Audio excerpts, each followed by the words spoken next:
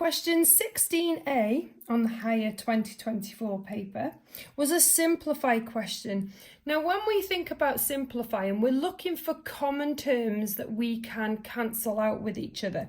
It is not a case of, which is what some of you want to do, and I understand why, because when we simplify, we eliminate the same from the numerator and the denominator.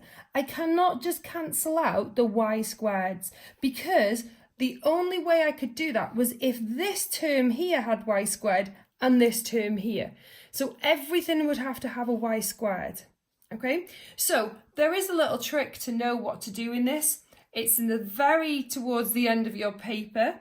It's a fraction, and one of the terms you're going to be able to factorize into a single bracket and the other one into a double. And what you're looking for is one of the brackets to be the same, so then you can simplify it.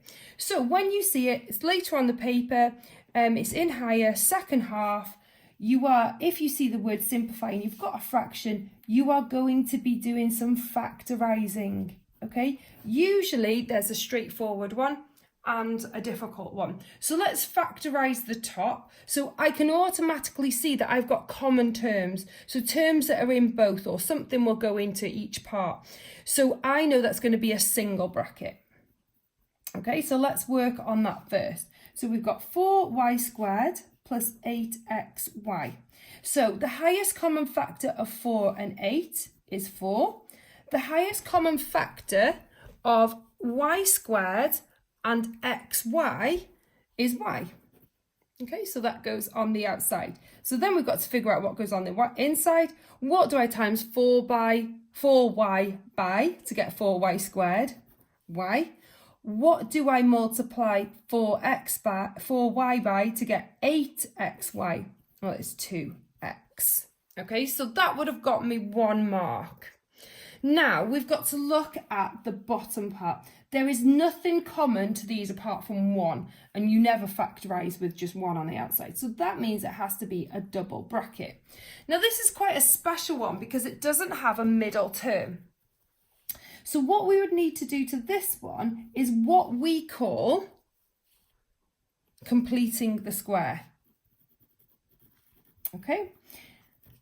What you can see is that each term has a squared in it, and the number in it you can also square root, so it's a squared number, and that's what's important. So for example, if it had 9 in front of there, I would be able to square root the 9. Okay, if it had another number like 5, this would not be completing the square because it wouldn't work. So every term must be able to be square root.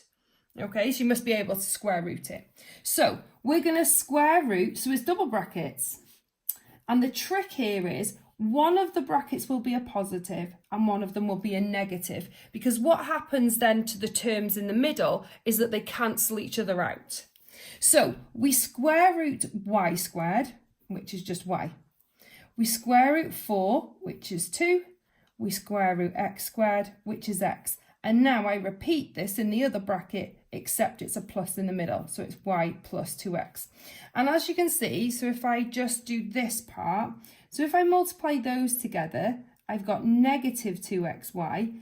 And if I multiply those together, I've got plus 2xy. So that's why they cancel out in the middle. And you're just left with y squared, take away 4x squared. So that is completing the square. Right, so I've got another 2 marks now for doing that. Let's put it back into its fraction.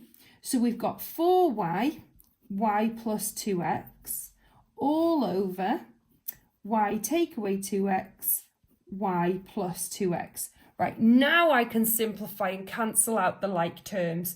So this cancels with this because they're identical. So my answer is 4y all over y take away 2x.